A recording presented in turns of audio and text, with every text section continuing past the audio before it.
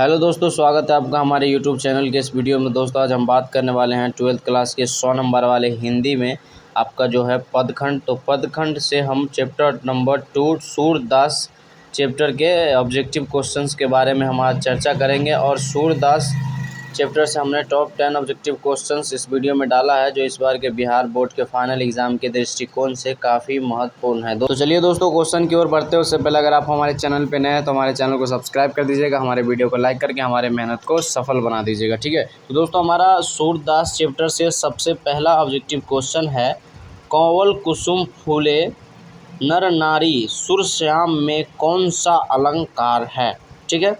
तो हमारा क्वेश्चन जो था कि कंवल कुसुम फूले नर नारी सुरश्याम में कौन सा अलंकार है, तो इस क्वेश्चन का जो आपका ऑप्शन है, ऑप्शन नंबर ए में आपका हो जाएगा उपमा, ऑप्शन नंबर बी में अनुप्रास, ऑप्शन नंबर सी में रूपक और ऑप्शन नंबर डी में यमक, ठीक है दोस्तों।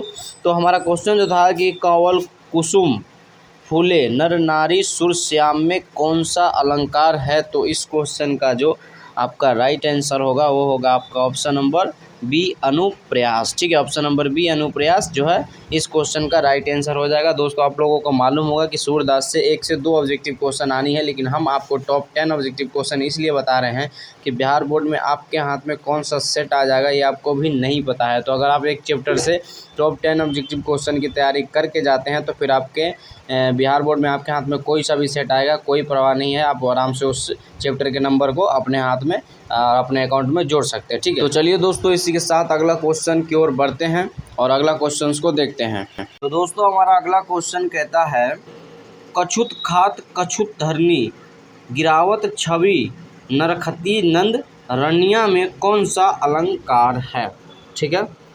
एक बार और क्वेश्चन को देख लीजिए कि कछुत खात कछुत धरनी गिरावत छवि निरखतिया नंद रनिया में कौन सा अलंकार है, तो इस क्वेश्चन का जो आपका ऑप्शन है, ऑप्शन नंबर ए में उपमा, ऑप्शन नंबर बी में जो है वो हो जाएगा आपका रूपक और ऑप्शन नंबर सी में है वो है आपका यमक और ऑप्शन नंबर डी में अनुप्रयास, ठीक है। तो हमारा क्वेश्चन जो है कि कछुत खात कछुत धरनी गिरावत छवि निरखतिया नंद रनिया में कौन सा अलंकार है, तो इस क्वेश्चन का जो आपका राइट आंसर है वो होगा आपका ऑप्शन नंबर डी अनुप्रयास, ठीक है। अनुप्रयास इस क्वेश्चन का है जो आपका राइट आंसर हो जाएगा। चलिए आगे बढ़ते हैं और अगला ऑब्जेक्टिव क्वेश्चन देखते हैं। तो हमारा अगला ऑब्जेक्टिव क्वेश्चन कहता है कि कौन सी रचना सूरदास की है, ठीक है। कौन सी रचना सूरदास की है, तो इस क्वेश्चन का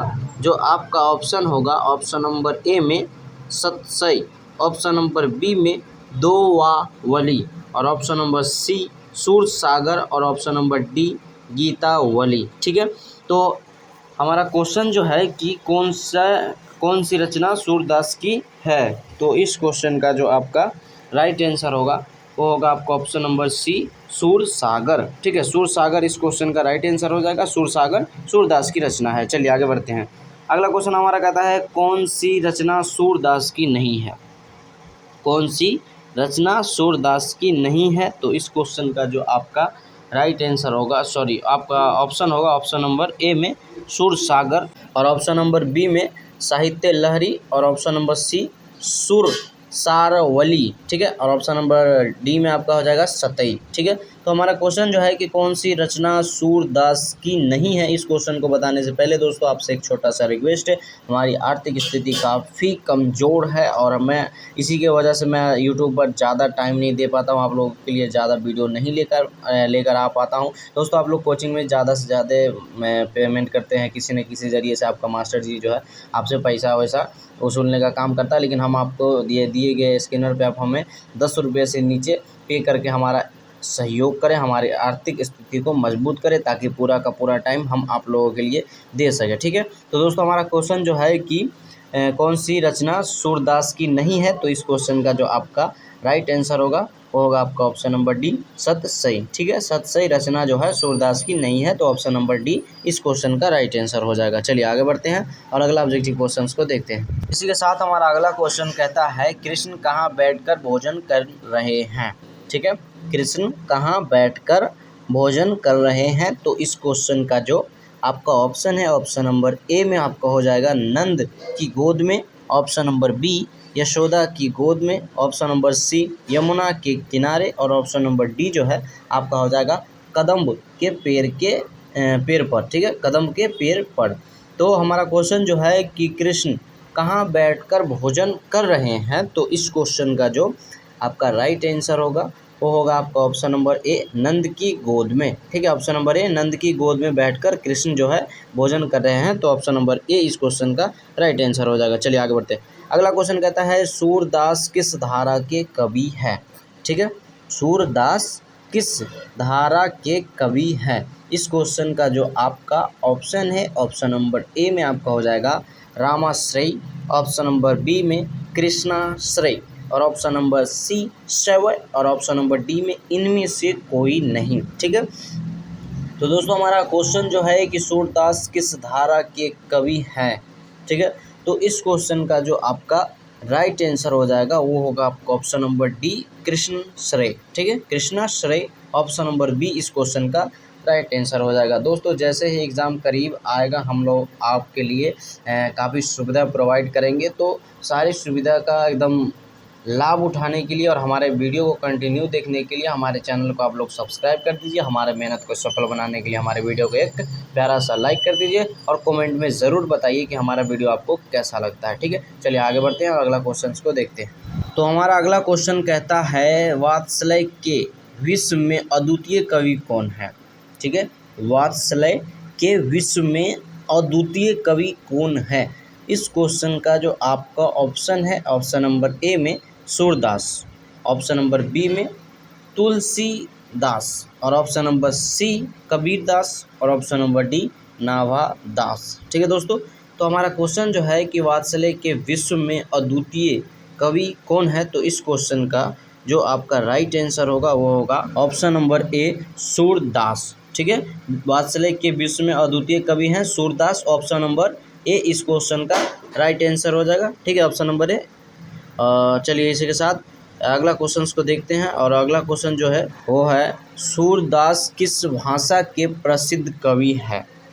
ठीक है, सूरदास किस भाषा के प्रसिद्ध कवि है। इस क्वेश्चन का जो आपका ऑप्शन है, ऑप्शन नंबर ए में अवधी, ऑप्शन नंबर बी में खड़ी बोली, ऑप्शन नंबर सी में ब्रजभाषा, और ऑप्शन नंबर डी में मैथिली। ठीक है, तो हमारा क्वेश्चन जो है कि सूरदास किस भाषा के प्रसिद्ध कवि हैं। तो इस क्वेश्चन का जो आपका राइट आंसर होगा वो होगा आपका ऑप्शन नंबर सी ब्रजभाषा। ठीक है, ऑप्शन नंबर सी ब्रजभाषा इस क्वेश्चन का जो है राइट आंसर हो जाएगा। सूरदास ब्रजभाषा के प्रसिद्ध कवि हैं। ठीक है, चलिए अगला क्वेश्चन कहता है सूरदास की कौन सी रचना है। सूरदास की कौन सी रचना है।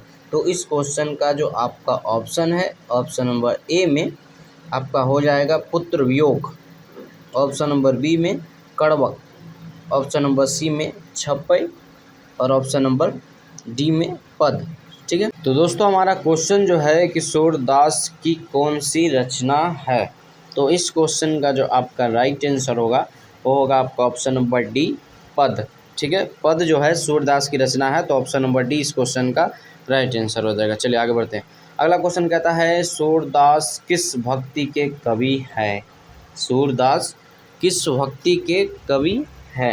तो इस क्वेश्चन का जो आपका ऑप्शन है, ऑप्शन नंबर ए में राम भक्ति, ऑप्शन नंबर बी में कृष्ण भक्ति, और ऑप्शन नंबर सी मातृ भक्ति, और ऑप्शन नंबर डी देश भक्ति। ठीक है, तो हमारा क्वेश्चन जो है कि सूरदास किस भक्ति के कवि हैं। तो इस क्वेश्चन का जो आपका राइट आंसर होगा वो होगा आपका ऑप्शन नंबर बी कृष्ण भक्ति। ठीक है, ऑप्शन नंबर बी कृष्ण भक्ति इस क्वेश्चन के राइट आंसर हो जाएंगे। सूरदास कृष्ण भक्ति के कवि हैं। ठीक है, चलिए दोस्तों मिलते हैं फिर से कोई दूसरे वीडियो में। तब तक के लिए बाय, अपना ध्यान रखिएगा, तन मन धन एकदम पूरा लगा के मेहनत करिए। जो 10th क्लास में नहीं किए वो 12th क्लास में करके दिखाइए। और गांव वाले जो आपको 10th क्लास में कम नंबर लाने पे मजाक उड़ाया है या कोई टिप्पणी किया है तो उसको बता दीजिए कि भैया शेर अभी ज़िंदा है। ठीक है, टाइगर ज़िंदा है लेकिन एकदम शेरे समझिए अपने आप को, टाइगर तो अंग्रेज सबके हैं। ठीक है, चलिए दोस्तों, जाते जाते हमारे चैनल को सब्सक्राइब करके जाइएगा और वीडियो को लाइक करके जाइएगा, please please please please please.